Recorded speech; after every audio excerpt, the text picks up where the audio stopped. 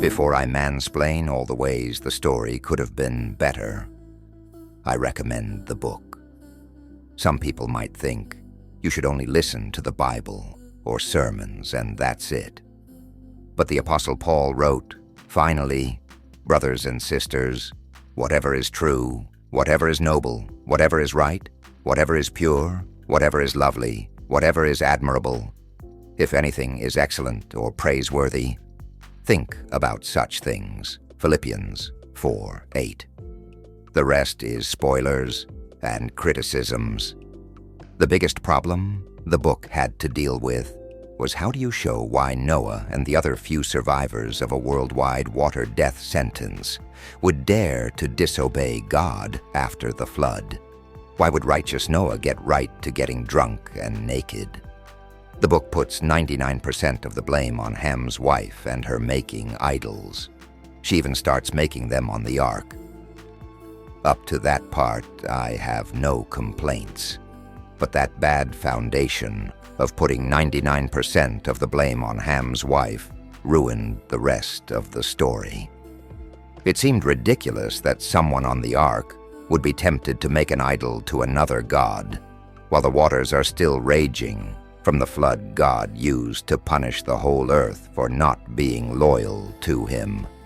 Even if someone was to go full bad, I think they'd wait until they felt their feet safe on land and the water's levels dropped, and God promised he wouldn't punish them like that again with a rainbow.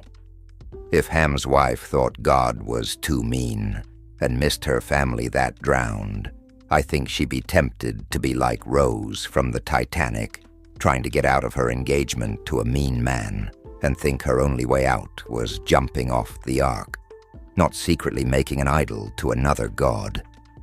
If God just showed you his power and how he deals with disobedience, why would you craft an idol to something that God just drowned? It can't help you. I think if you wanted to have Ham's wife be a bad influence, that you'd emphasize her feelings of thinking God was too cruel and his punishments are overkill. Before she would ever think about just swapping over to another fallen angel to idolize, she would first have to deconstruct the goodness of God. In the book, unless I missed it, she never talks about why she is making idols. Why are these idols better than God? Like maybe she could have thought they were teaching humans good things that God left out, or things God was hoarding. I don't think it was a good idea to make Ham's wife the only flawed character, and Ham is mostly good.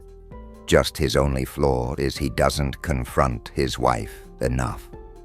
Sure, Ham should have been the first one to confront his wife about making idols. But the rest of the people on the boat don't come off as overly courageous when surely they heard of this, and they also all let Ham's wife get away with not doing her fair share of chores and not having a team-oriented attitude.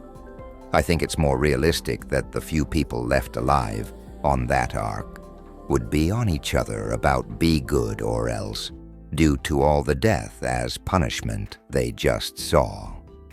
In Genesis 9, it's Ham who is blamed for seeing Noah's nakedness, not Ham's wife. And Ham's son, Canaan, is the one cursed, not Ham's wife. I think the emphasis of the book should have been about what made Ham go bad, or want to get revenge on Noah, not that Ham was basically innocent. All the problems revolved around Ham's wife, except at the last second Ham went from an innocent guy to accidentally stepping in, seeing something he shouldn't have, and then telling his brothers. By spending so much time focusing on Ham's wife being the problem, it feels unearned when it's Ham who ultimately does the big no-no. I think the author did that so Noah and his wife looked like better parents, by making the bad seed the daughter-in-law, not one of their own kids. I'm not sure that best explains the bad thing Ham did, as recorded in Genesis 9. The biggest problem out of the way. I think the second biggest change that would have made the story better, without changing much, would be in showing why righteous Noah got right to getting drunk and naked. After they all got off the ark, and they had some babies, Noah's wife finds Ham's wife, who thinks she's alone babysitting her kid, and a niece or nephew secretly wondering out loud how she will describe the world before the flood, or why the flood happened. She starts to question, was God too mean?